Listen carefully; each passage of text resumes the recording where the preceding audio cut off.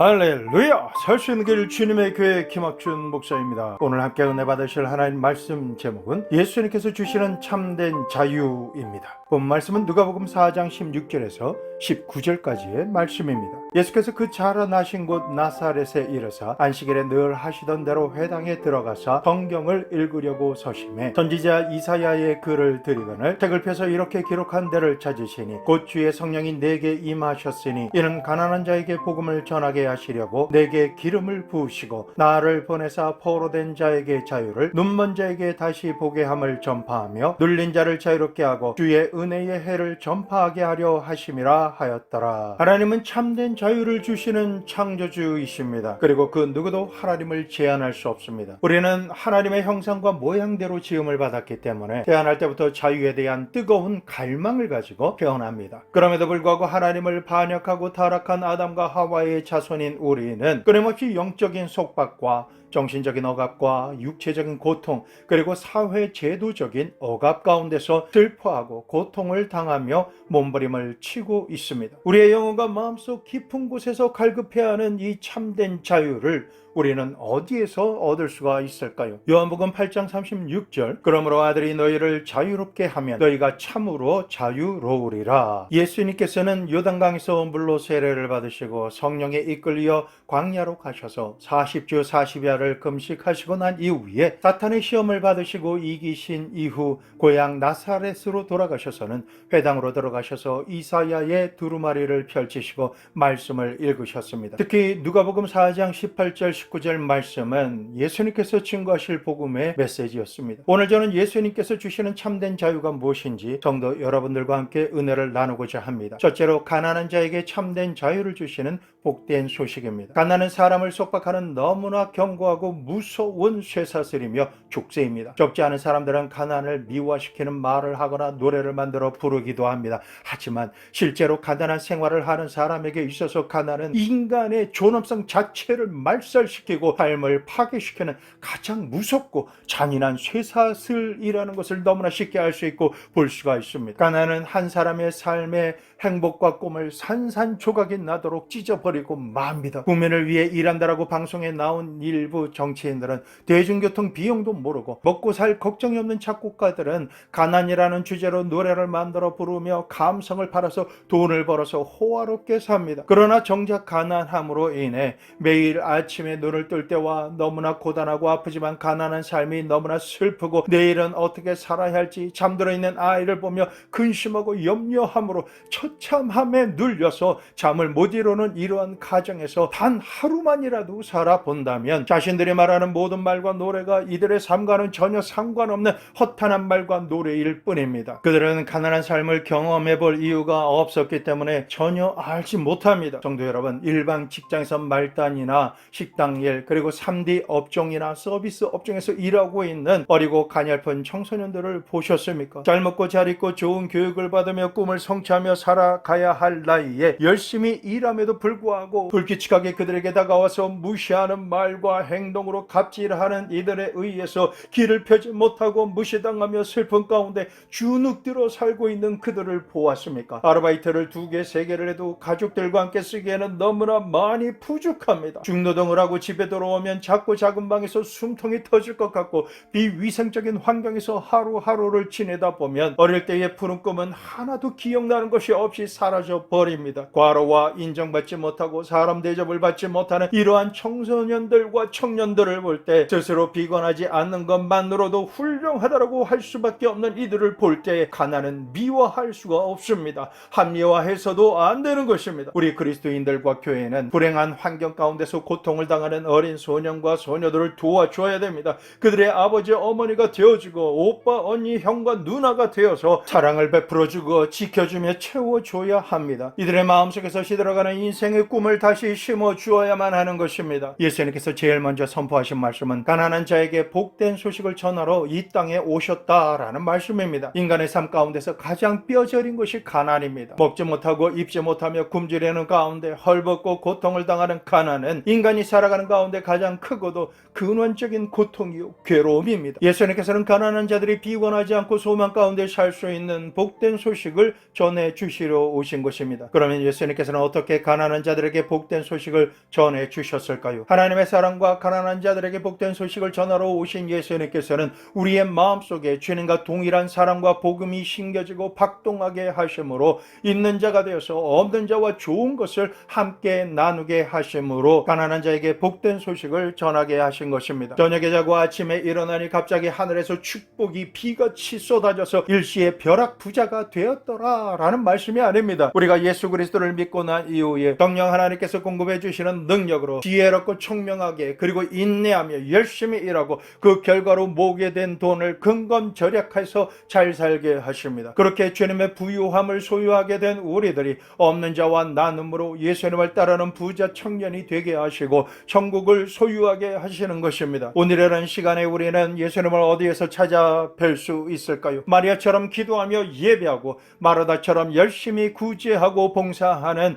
예수님의 형상을 닮은 분들을 통해서 예수님을 우리가 만나뵐 수가 있습니다. 주님께서 마지막 심판하실 때에 양과 염소를 갈라 놓으시고 말씀하십니다. 마태복음 25장 31절에서 46절 인자가 자기 영광으로 모든 천사와 함께 올 때 자기 영광의 보좌에 앉으리니 모든 민족을 그 앞에 모으고 각각 구분하기를 목자가 양과 염소를 구분하는 것 같이 하여 양은 그 오른편에 염소는 왼편에 두리라. 그때 임금이 그 오른편에 있는 자들에게 이르시되 내 아버지께 복받을 자들이여 나와 창세로부터 너희를 위하여 예비된 나라를 상속받으라. 내가 줄일 때에 너희가 먹을 것을 주었고 목마를 때에 마시게 하였고 나그네 되었을 때에 영접하였고 헐벗었을 때에 옷을 입혔고 병들었을 때에 돌아보았고 옥에 갇혔을 때에 와서 보았느니라. 이에 의인들이 대답하여 이르되 주여 우리가 어느 때에 주께서 줄이신 것을 보고 음식을 대접하였으며 목마른 것을 보고 마시게 하였나이까? 어느 때에 나그네 되신 것을 보고 영접하였으며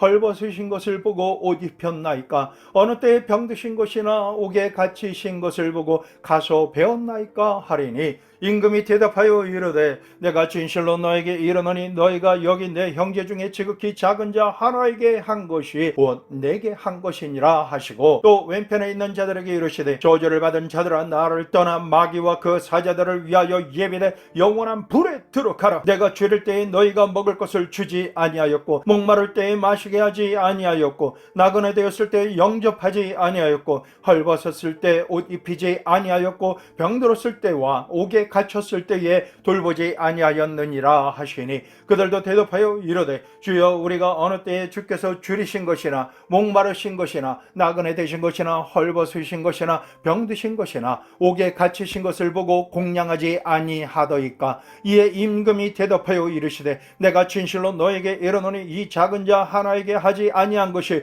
곧 내게 하지 아니한 것이니라 하시리니 그들은 영벌에 의인은 영생에 들어가리라 하시니라. 주님께서는 우리가 지극히 작은 자 하나에게 행하지 않은 것이 바로 주님께 하지 않은 것이라고 말씀하시는 것입니다. 그러므로 우리는 예수님의 모습을 지극히 작은 자, 가난한 자, 멸시와 천대를 받으며 무시당하는 자에게서 찾아야 하는 것입니다. 병들어 신음하는 자와 옥에 갇힌 자, 소외당하고 버림받으며 짓밟히며 사는 사람들 속에서 예수 그리스도의 얼굴을 찾아야 하는 것입니다. 예수님을 만나기 위해 비행기를 타고 먼 나라를 찾아가 복음을 들어야 하는 민족과 나라를 섬겨야 하는 선교 사명이 있는 분들도 계시지만 일상적으로는 현재 가난하고 병들며 소외당하고 버림받은 사람들의 얼굴이 바로 예수 그리스도의 얼굴인 것을 알고 찾아가야 하는 것입니다. 우리가 그들을 먹이고 입히며 돌보아주고 사랑을 베풀어 주어야 하는 것이 예수님을 위해 먹을 것을 드리고 입을 옷을 드리며 살펴드리고 사랑을 드리는 것이 되는 것입니다. 우리가 일상생활을 하면서 가난하고 병들며 소외되고 억압받고 버림받은 분들을 멸시해버리면서 교회에서 은혜 받고 아름답고 우렁찬 목소리로 찬양드리며 기도원에 가서 주여 주여 하며 신 목소리로 부흥강산처럼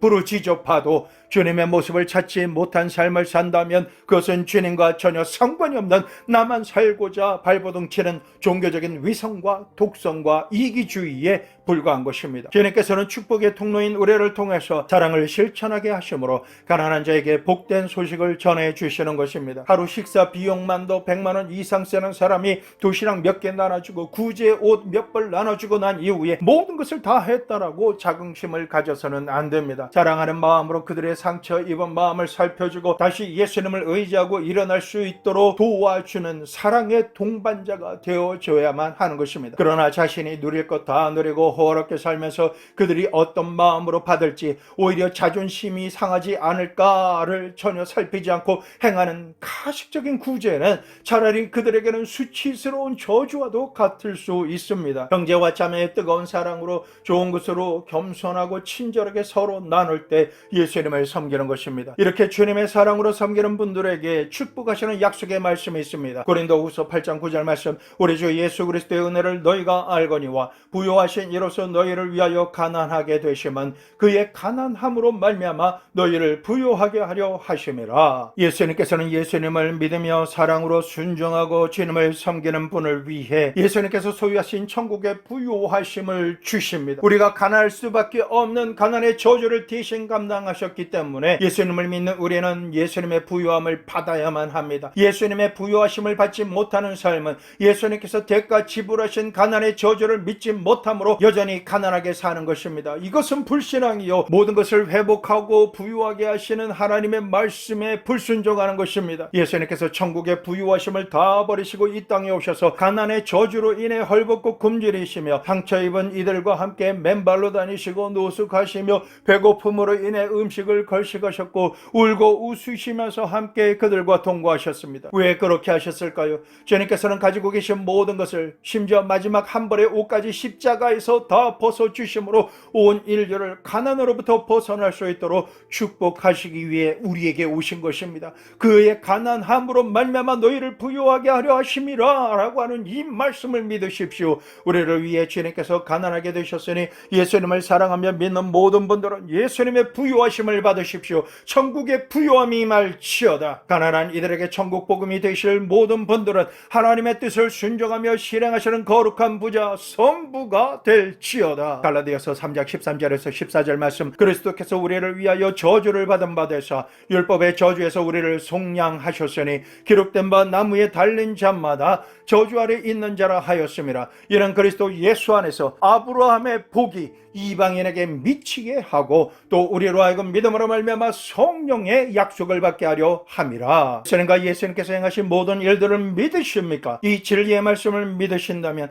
저주 아래서 살아가던 모든 나를 괴롭히고 억누르던 저주가 나에게서 완전히 사라지고 나와는 전혀 상관이 없어진 것을 믿으셔야 할 것입니다. 예수 그리스도 안에서 믿음의 조상인 아브라함에게 임했던 풍성한 복이 성령 충만함과 함께 임할지어다. 예수님을 믿음으로 말미암아 약속된 성령을 우리가 받게 되면 어떻게 될까요? 에베소서 3장 16절에서 21절, 그의 영광의 풍성함을 따라 그의 성령으로 말미암아 너희 속사람을 능력으로 강건하게 하시오며 믿음으로 말미암아 그리스도께서 너희 마음에 계시게 하시옵고 너희가 사랑 가운데서 뿌리가 박히고 토가 굳어져서 너희 모든 성도와 함께 지식에 넘치는 그리스도의 사랑을 알고 그 너비와 길이와 높이와 깊이가 어떠함을 깨달아 하나님의 모든 충만하신 것으로 너에게 충만하게 하시기를 구하노라. 우리 가운데 역사하시는 능력대로 우리가 구하거나 생각하는 모든 것에 더 넘치도록 능히 하실 이에게 교회 안에서와 그리스도 예수 안에서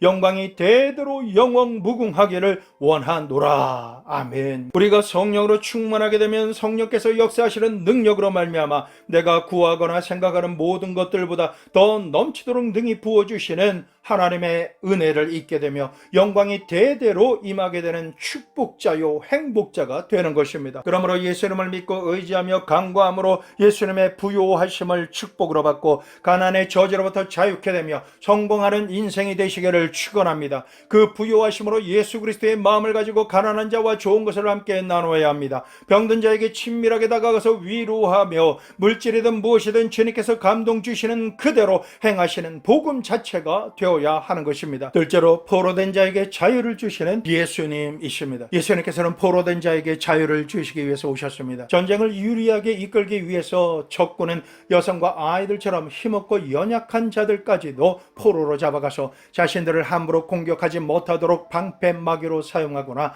돈을 요구합니다. 그리고 자신들에게 필요한 사람을 감옥에서 빼내기 위한 도구로 사용하기 위해서 포로로 잡아갑니다. 포로는 인간의 존엄성 자체를 짓밟히며 고문이나 협박을 당하고 상황에 따라서 죽임을 당합니다. 포로에서 풀리기 전까지는 죽음에 대한 공포심으로 가득하게 만들어서 자신들의 뜻대로 사용합니다. 전쟁 상황뿐만이 아니라 오늘이라는 현실 속에서 가시적인 눈에는 안 보일지라도 가정이나 직장, 다양한 관계와 일터에서 포로가 되어 신음하며 사는 사람들이 너무나도 많습니다. 포로는 극한의 공포를 느끼며 죽음과 같은 사망의 골짜기를 매 순간 겨우겨우 살아갑니다. 이러한 극한의 공포는 사람의 심령을 극단적으로 만듭니다. 이와 같은 공포에 질린 사람들이 좌절감의 포로가 되어 겨우 살고 있기 때문에 무엇인가 해보려는 열정이 그 마음에서 사라져 버립니다. 그렇기 때문에 어떤 특정한 상황이 벌어지면 그 마음은 벽에 부딪힘으로 모든 것을 포기하고 도망자가 되어서 현실에서 도피하는 삶을 살아갑니다.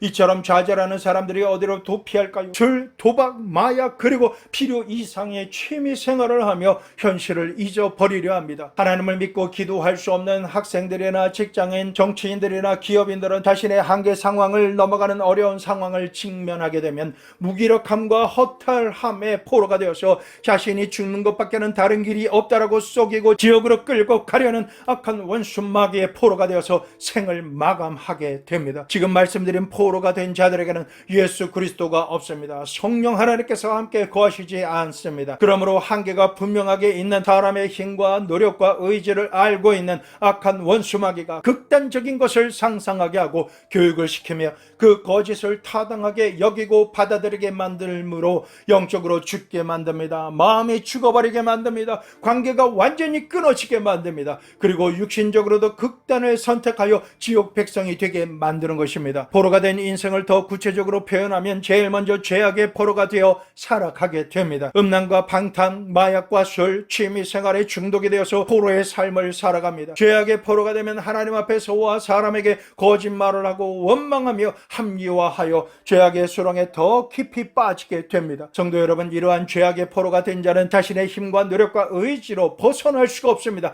치료되기가 하늘의 별 따기와 같습니다. 나라의 법과 어떤 제도로도 절대로 고칠 수가 없는 것입니다. 그렇다면 그 누가 이와 같은 포로된 자에게 참된 자유를 줄 수 있을까요? 우리 주 예수 그리스도 외에는 없는 것입니다. 이 땅에 오신 예수님께서는 죽을 수밖에 없는 우리의 모든 죄와 저주와 허물을 대신하여 저주의 십자가를 지시고 죽으심으로 말미암아 미움과 다툼, 시기, 질투, 분노와 절망, 그리고 공포의 포로가 된 우리의 현실 속에 오셔서 용서와 화목과 사랑으로 우리 대신 죽으심으로 모든 묶임으로부터 벗어나고 참된 자유를 누릴 수 있도록 살 수 있는 길을 열어주셨습니다. 이전에는 좌절과 낙심이 오면 그것으로 끝이 날 수밖에 없었지만 예수님을 나의 주 나의 하나님으로 모신 이후에는 지난 시간의 모든 실패와 좌절들이 하나님을 믿음으로 말미암아 모든 것이 협력하여 화가 변하여 복이 되게 하셨습니다. 실수와 실패가 변하여 하나님께서 예비하신 더 좋은 일과 축복의 상황으로 들어가게 하시며 소원을 이루게 하시는 것입니다. 이처럼 하나님을 믿고 예수님의 십자가와 보혈의 공로를 믿기만 하면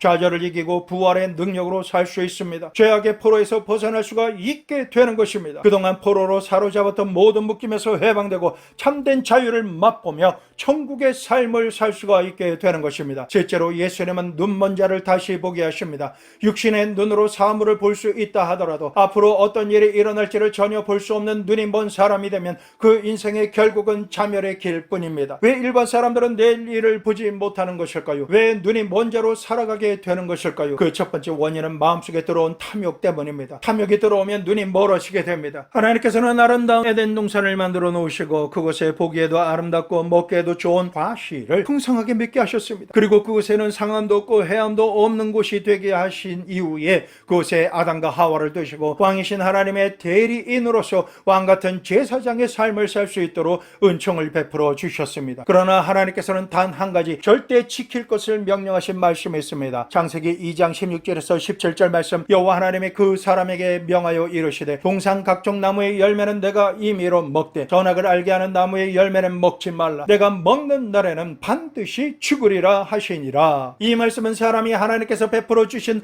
모든 것을 누리더라도 인간의 삶을 다스리시는 하나님의 주권을 결코 침범하지 말라시는 경고의 말씀이신 것입니다. 처음에는 이 말씀을 당연히 지켰습니다. 하지만 하나님께서 하나님의 대리인으로 아담을 선택하시고 에덴 동산을 다스릴 권세를 주신 것을 알게 된 사탄은 아담을 시기하고 질투함으로 그에게서 모든 것을 빼앗기로 작정했습니다. 그리고 하나님께서 금하신 것을 행하게 함으로 하나님의 주권을 침범하게 되는 불순종의 죄를 선택하게 탐욕을 그 마음속에 집어넣었습니다. 하나님께서 창조하신 모든 것을 다스리고 생육하고 번성하게 할 수 있는 특별한 은총을 빼앗기 위해서 아담과 하와를 깨었던 것입니다. 사탄이 유혹하며 말하기를, 창세기 3장 4절에서 5절 말씀, 뱀이 여자에게 이르되 너희가 결코 죽지 아니하리라. 너희가 그것을 먹는 날에는 너희 눈이 밝아져 하나님과 같이 되어 선악을 알 줄 하나님이 아심이니라. 악한 원수 마귀는 사람으로 하여금 자존심을 자극하여 교만하게 만듭니다. 먹음직하고 보암직하고 지혜롭게 할 만큼 탐스럽게 여기도록 탐욕을 집어넣습니다. 이러한 사탄의 유혹에 넘어가면 사람은 자기의 욕심을 이루기 위해서 하나님의 말씀을 상황에 맞게 합리화시킵니다. 그러면 이미 죄악의 길로 넘어가고 미끄러져 들어간 것입니다. 하나님의 말씀을 합리화시키는 순간 다른 사람들도 자신과 같이 죄를 짓도록 합리화시키는 죄악의 도미노 현상이 시작됩니다. 너희가 그것을 먹는 날에는 너희 눈이 밝아져서 하나님과 같이 되어 선악을 알 줄 하나님이 아심이라 라고 사탄이 유혹하는 말에 하나님을 섬기고 하나님의 말씀을 삶의 제일 우선순위에 두어야 하는 신본주의를 버리고 스스로가 하나님이 되어서 자신의 뜻대로 생각하고 결정하는 인본주의를 택하는 탐욕의 맹독이 들어오게 되는 것입니다. 이 탐욕이 마음속에 들어오면 그 독성으로 말미암아 사람의 눈은 어두워져 버리고 맙니다. 이로 인해서 하나님과의 언약이 깨어지고 관계가 깨어지게 되면 하나님은 앞일에 대해서 더 이상 말씀해 주시지 않으시기 때문에 내일 어떤 일이 일어날지 전혀 알 수 있는 방법이 없게 되는 것입니다. 이 모든 결과는 하나님처럼 될 수 있다라고 사탄이 넣어준 탐욕 때문입니다. 탐욕은 인간의 눈을 어둡게 해서 완전히 장님이 되게 만듭니다. 야고보서 1장 14절에서 15절, 오직 각 사람이 시험을 받는 것은 자기 욕심에 끌려 미혹됨이니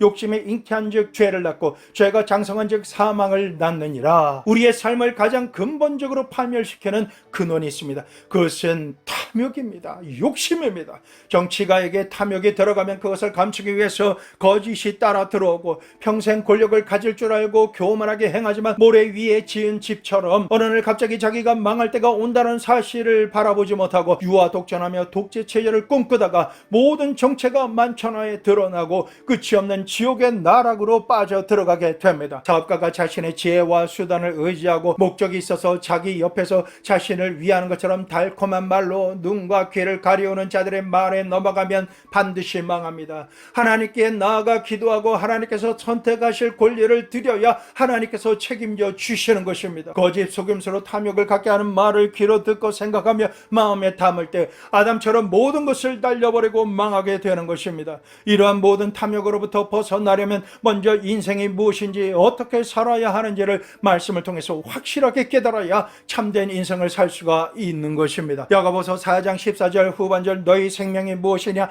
너희는 잠깐 보이다가 없어지는 안개니라. 잠언 27장 1절, 너희는 내일 일을 자랑하지 말라. 하루 동안에 무슨 일이 일어날는지 내가 알 수 없음이니라. 히브리서 9장 27절, 한 번 죽는 것은 사람에게 정해진 것이요 그 후에는 심판이 있으리니. 이와 같은 엄중한 사실을 깨닫게 되면 하나님께서 실존하심을 깨닫게 됩니다. 심판이 있음을 알게 되고 구원받음과 천국을 알게 되며 지옥을 알게 되는 것입니다. 이러한 근본적인 실제를 알게 되면 이 땅에서 잠깐 사는 동안 탐욕의 노예가 되지 않고 살 수가 있게 되는 것입니다. 뿐만 아니라 숨쉬는 순간마다 하나님께서 은혜와 긍휼을 베풀어 주시며 은총과 축복을 해 주심으로 감사드리며 살게 됩니다. 이 땅에서 사는 목적이 아버지 하나님께서 계신 영원한 나라 천국에 들어가는 것이 최우선순위가 되어야 함을 알게 될 때 살아가는 모든 날 모든 상황에서 탐욕에 미친 사람이 되지 않고 살 수가 있게 되는 것입니다. 우리가 마음속에 일어나는 탐욕을 이길 수 있는 유일한 길은 오직 하나, 예수님과 십자가 보혈의 공로를 의지하고 성령의 능력으로 변화를 받을 때만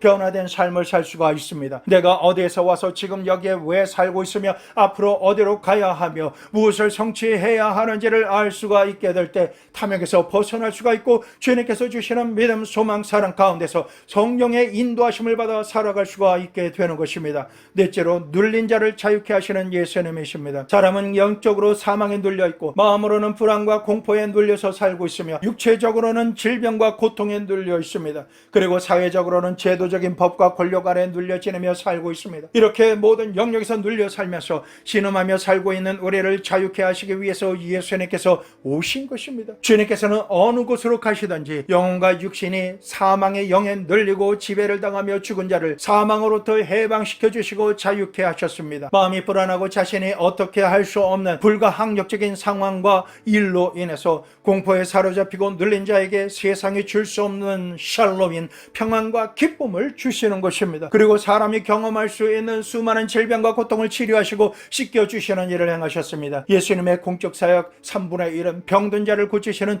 치유 사역입니다. 12제자와 70인 제자 그리고 복음이 증거되는 곳마다 예수님의 이름으로 병을 고치라고 명령하셨습니다. 주님께서는 의학을 발전시켜 주심으로 병을 고쳐주시고 성령의 능력이 임함으로 말미암아 믿음의 말의 선포로 예수님의 이름으로 선포할 때 병을 고침받게 하시는 것입니다. 예수님께서 유대 땅에 태어나셨을 때는 유대 땅이 가장 극악한 로마의 폭력적인 지배하에 있었을 때였습니다. 그런 국가와 사회적인 상황에서 유대 민족과 주님의 백성들을 해방시키시고 자유케 하시기 위해서 군사혁명을 일으키시지 않으셨습니다. 폭력을 사용하지 않으셨던 것입니다. 오히려 스스로 모든 죄와 저주와 허물을 대신 지시고 골고다 언덕길을 오르셨으며 굵은 대못에 손과 발이 박히시고 몸이 찢겨지시고 생명이 되는 물과 피를 다 흘리심으로 죄의 대가인 죽음이라는 무서운 심판을 친히 대신 받으신 것입니다. 이 모든 여정은 아무런 죄가 없으신 예수님께서 감당하셔야 할 징계가 아닙니다. 우리를 대신해서 죽으심으로 말미암아 생명까지 내어주신 십자가의 사랑을 통해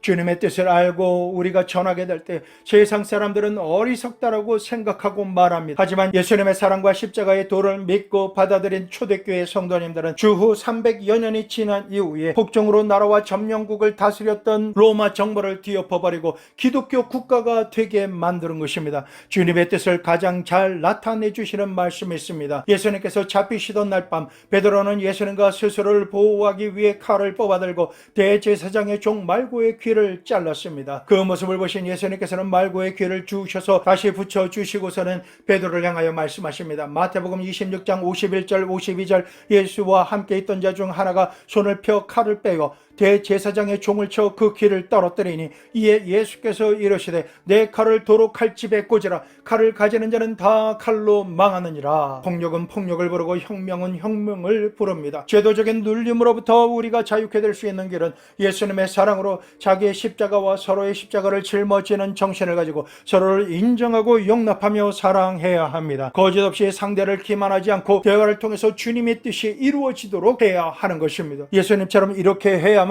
제도적으로 눌린 자들이 참된 자유를 얻을 수가 있게 되는 것입니다. 예수님께서는 이 땅에 오신 목적이 은혜의 해를 전파하러 왔다라고 말씀하십니다. 이스라엘의 율법인 토라에 따르면 가난한 사람들이 농토를 팔고 집을 팔며 종으로 팔렸을지라도 전적으로 절망하지 않습니다. 왜일까요? 모든 이스라엘 백성은 49년 만에 전국적으로 가장 큰 속죄 제사를 드립니다. 속죄 제사를 드리고 난 이후에 50년이 되는 해를 은혜의 해 희년이라고 선포하며 종으로 팔린 사람은 종의 멍에로부터 노임을 받고 고향으로 돌아갈 수가 있게 됩니다. 가난으로 인해서 집을 팔고 농토를 팔 수밖에 없었던 사람은 희년이 되면 고향집으로 돌아와 값없이 집을 돌려받고 농토를 돌려받을 수가 있게 됩니다. 잃어버리고 빼앗겼던 모든 것이 원상복구가 되고 회복이 되는 해를 희년 은혜의 해라고 표현하는 것입니다. 예수님께서 이 땅에 오신 목적이 이와 같은 은혜의 해를 전파하기 위해서 오셨다라고 명확하게 말씀해 주셨습니다. 그동안 마귀에게 도적질 당하고 죽임을 당하며 멸망당한 인생을 향해서